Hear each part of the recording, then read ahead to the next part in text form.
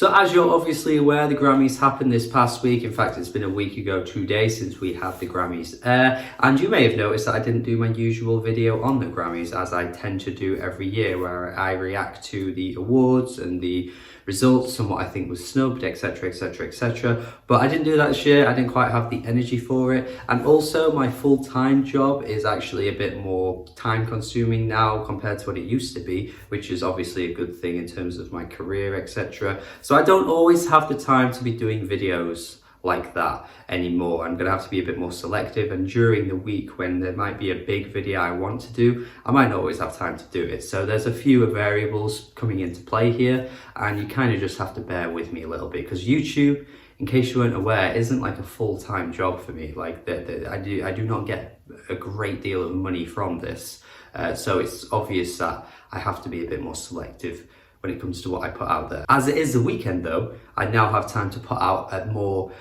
extensive video. I have a bit more time to put into a video like this, and I thought it'd be fun to do something a little bit different, where I look at the past results of the Grammys over the years and find what are, in my opinion, the greatest snubs ever. And this is going to be the video. I've split it up into two sections. First, I'm going to look at the album of the years, and then the second half of the video, I'll look at the record of the years. And I have compiled a short list for each one in what I think are the greatest snubs ever. Now, keep in mind that I'm only looking at what was actually nominated versus what ended up winning. So we're only looking at the nominees. If I was looking at just music per year that got snubbed, this would be a 3 or 4 hour video. Believe me, this would be a huge video. But keep in mind, I'm looking at what was only nominated, because believe me, there has been some insane snubs over the years, and some amazing musicians have never even been nominated for a Grammy or have never won a Grammy. So yeah, this is what we're going for. I circled all the way back to 1985 to find one of the biggest snubs, in my opinion, Lionel Richie winning Album of the Year. And believe me, I have made the effort to check out these albums for preparation of this video. And I heard this album quite a long time ago, and it's really like passive, cheesy, romantic pop music that leaves very little impression at all on me whatsoever. I know Lionel Richie does appeal to that kind of older crowd nowadays. You know, your mum probably likes Lionel Richie, and that's okay. But in terms of what this album brings to the table, it ain't really anything you've not heard before, and it ain't too great to listen to. It's pretty bland sounding, and it's insane that it didn't it didn't lose to Purple Rain by Prince. How are you hearing that album and not thinking that is better than this? I do not know. It is absolutely wild to me that Purple Rain did not win Album of the Year for this year. I can't possibly fathom it. And if it weren't for the worst thing that Purple Rain doesn't even win Album of the Year compared to Lionel Richie, there's also Cyndi Lauper, She's So Unusual. That's a really good album. If you've never listened to that, really good pop music, really Madonna-inspired pop music from the 80s. It's a solid ass album. And again, you'd be picking that over Lionel Richie any day. So in 2006, we do have a U2 Album of the Year win. I believe it might even be their second Album of the Year win, because I think they won for Joshua Tree as well.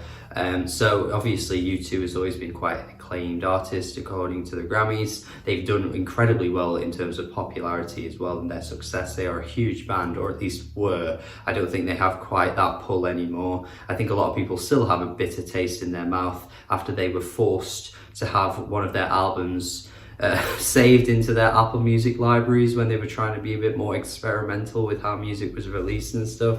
That was a rough time, man. But yeah, 2006, I will at least defend the track Vertigo. I think that's a really good song, actually, and I'm not really a U2 fan. I think they have decent songs, and overall the album is actually quite okay.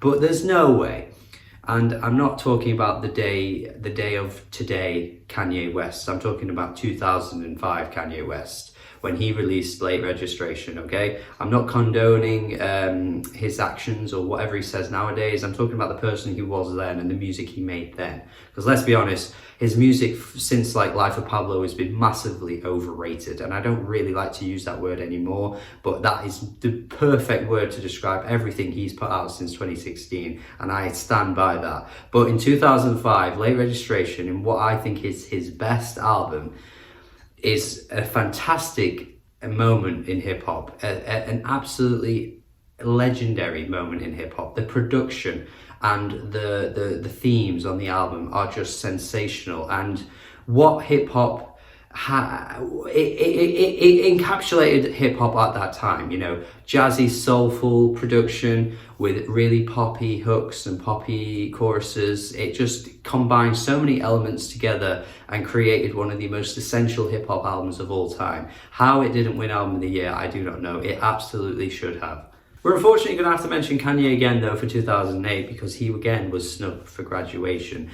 And you could even argue Amy Winehouse was a massive snub, an even bigger snub than Kanye West for this year. It's definitely an argument to be made. She did win Record of the Year for this year, to be fair, or the year after, whenever it was, she won Record of the Year, which is fair enough.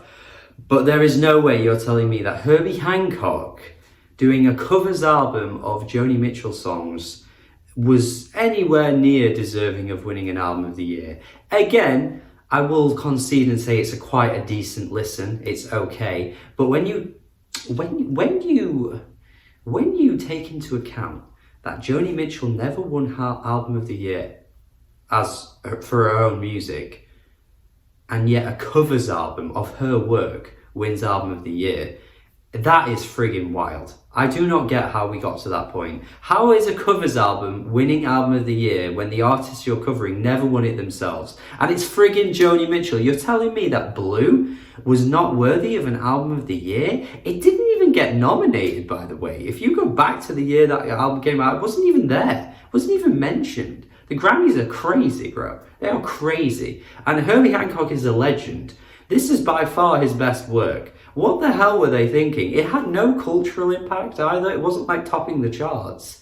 Like, what were they thinking this year? Who the hell wanted this to win? It's crazy. It's almost like a 50-50 split where they're like, we never gave Herbie his flowers when he was at his best, so we need to give him something. And we certainly didn't give Joni Mitchell anything when she was at her best. So kind of is a bit of a nice little mention to give her here as well, despite the fact that it didn't even benefit her as an artist by him winning this award anyway. But it almost feels like a weird sort of afterthought, Leonardo DiCaprio winning for The Revenant type thing, where it's like, we have to give these two artists their flowers now, because we never did it back when they were popular in the 70s or whatever. It's a weird moment, and yeah, this is mad to see that this won. I don't get it. We have to address the elephant in the room now, though, because this, for me, 2013 is the greatest Grammy snub of all time for Album of the Year. I can't pick one that is bigger than this. Mumford & Sons for Babel, right? I don't really rate Mumford & Sons. I think they probably are a little bit overhated in some aspects, because I think they have some okay songs, like Little Lion Man's decent, but they were not a very good album band. Like, they really were drowned in their influences. They pulled out some banjos, which made a really corny sound for their music. And I just don't think they ever really captured a particularly great album feeling ever. Like, you'd listen to it and you'd be getting the same thing from every song, and it would just get really bored quite quickly. The shtick that they were going for just dried out so quickly.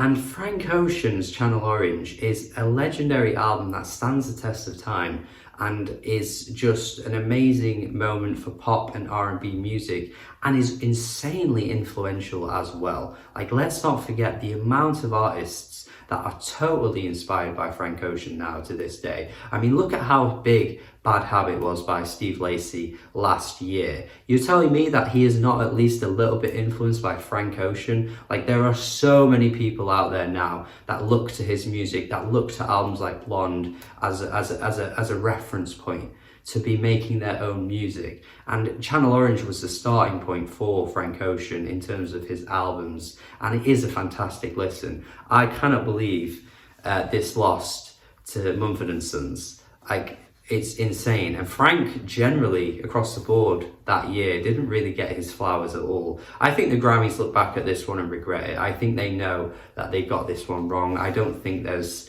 a reason for them to not at least see 10 years down the line what we've seen Frank Ocean achieve in terms of his influence, because this is crazy. And 2023, yes, it's time to talk about this one as well.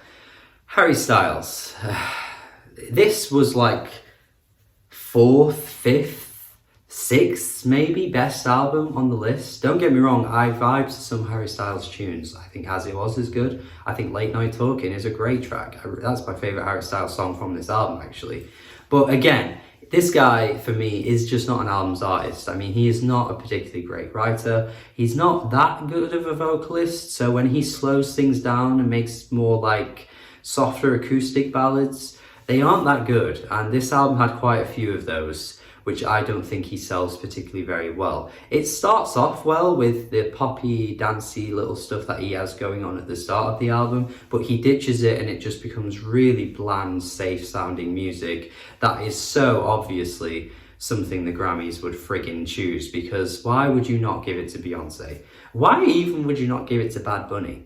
Like, why would you not give it to Kendrick Lamar? Like, seriously, there are quite a few names I could list off for 2023 that had much better albums than Harry Styles. This is a huge loss for Beyonce, to be honest, and even Kendrick Lamar as well, who has never seen an Album of the Year win. I mean, friggin', again, To Pimp a Butterfly losing. I know 1989 is a very revered album, and you can see why Taylor Swift would win for that. But again, huge snubs all around for when it comes to Kendrick Lamar and Beyonce over the past 10 years at the Grammys. I don't know what either artist has to do at this point. It's absolutely insane. But Renaissance was a fantastic album, and I really don't see how that isn't winning against Harry Styles. I don't get it at all. Yeah.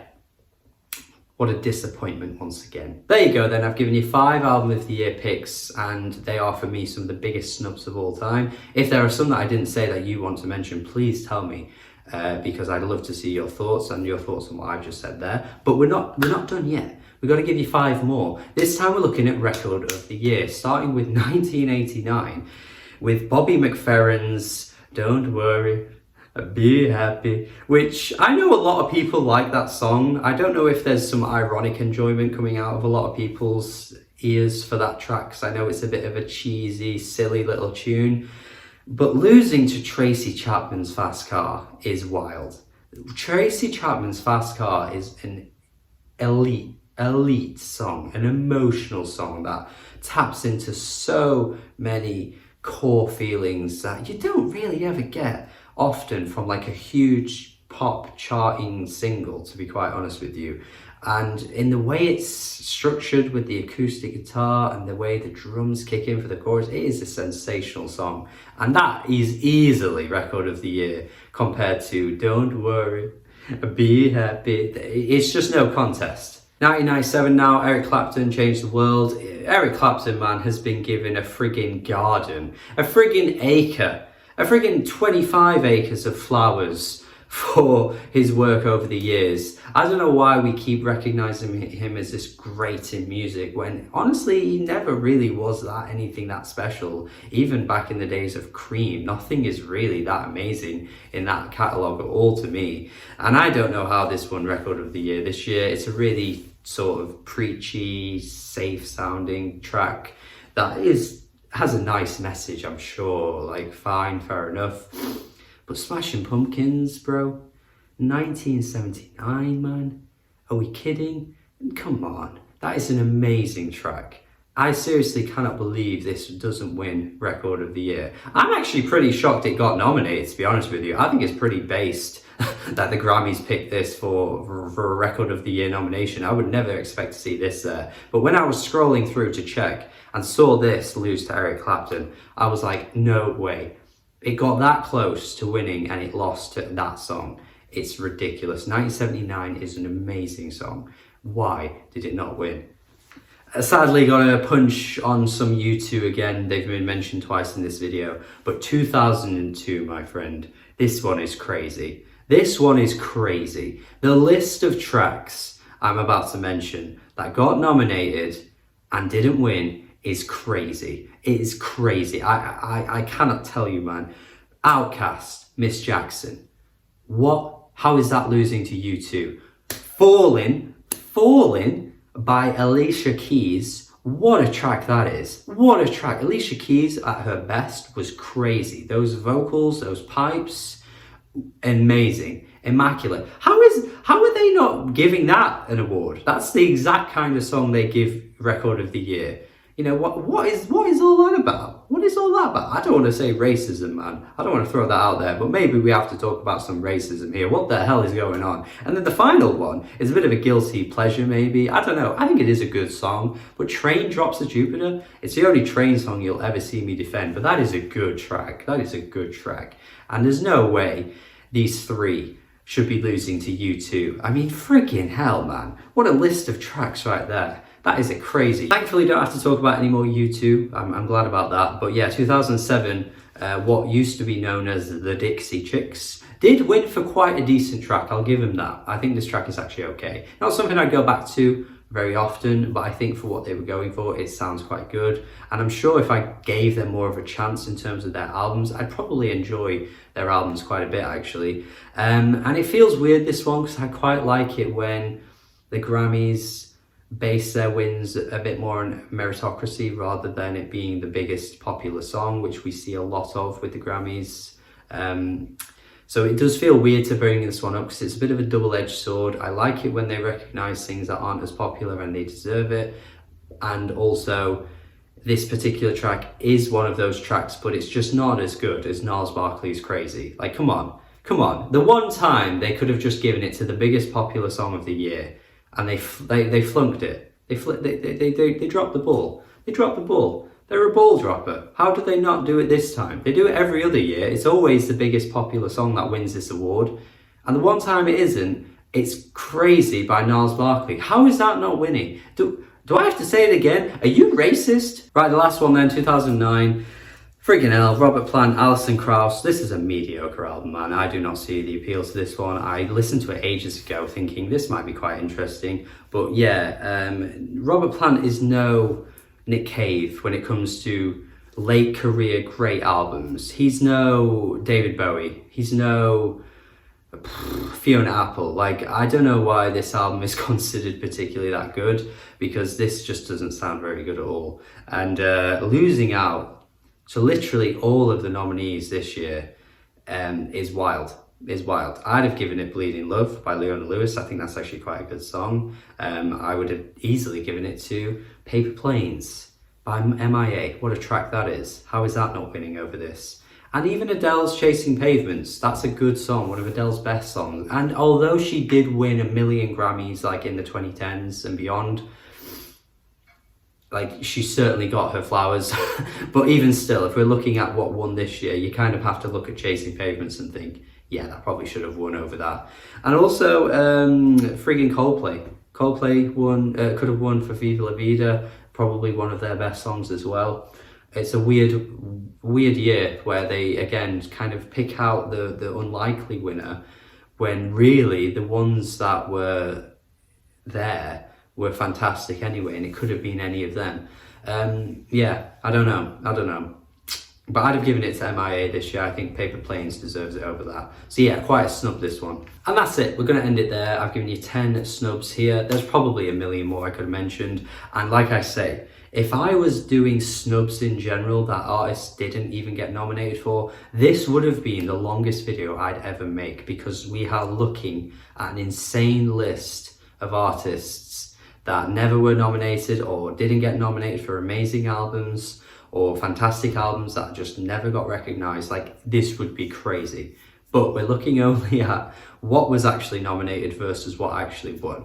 And yeah, hopefully you got something out of this video. Hopefully you learned some things as well. If you've never looked into the Grammys that extensively like I have here, you might not have known about some of these. But if you know more that I haven't mentioned, please tell me in the comments. There were other contenders that I had considered, but I went with these ones. So you might mention some that I probably had in mind. But if there are any that you want to mention, please let me know. Please check out my Patreon as well, that would be amazing. Subscribe if you haven't already, and have a good day. Good